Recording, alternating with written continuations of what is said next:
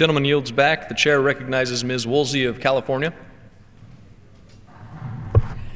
Mr. Speaker, our nation is now in its 10th straight year of war. The military occupation of Afghanistan is longer than any war in our nation's history.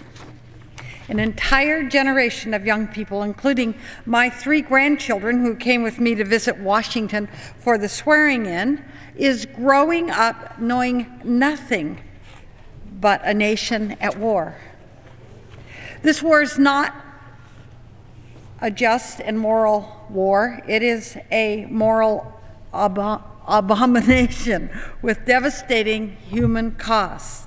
And it's not just fiscally irresponsible and unsustainable, with a price tag of about $370 billion. But it is all of that. Perhaps the most tragic irony of this war is, for all the sacrifice, it's not even doing what it was supposed to do: keeping us safe and defeating a terrorist threat.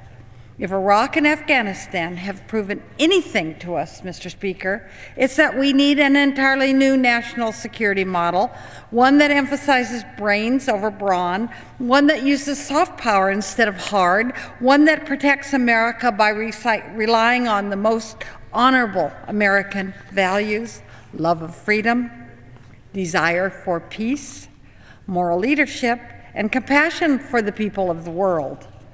With these values in mind, this week I've once again introduced a resolution calling for the adoption of a smart security platform. Smart security would redirect our energy and resources away from warfare, and it would focus instead on non-proliferation, conflict prevention, international diplomacy, and multilateralism. That means, Mr. Speaker, renewing our commitment to cooperation with other nations, the United Nations and other international institutions. Smart security would build on the New START treaty ratified last month and move us more aggressively toward a goal of eliminating all nuclear weapons.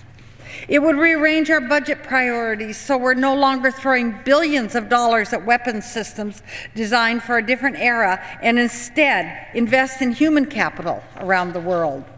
That means addressing root causes of instability and violent conflict by increasing development aid and debt relief to poor countries. We would be supporting programs that promote sustainable development, that promote democracy building, human rights education, a strong civil society, gender equality, education for women and girls, and much, much more.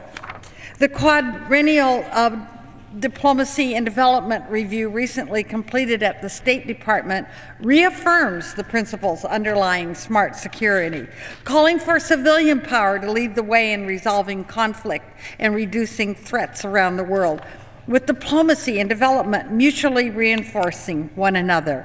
Also strongly recommending a renewed focus on the rights and inclusion of women and girls.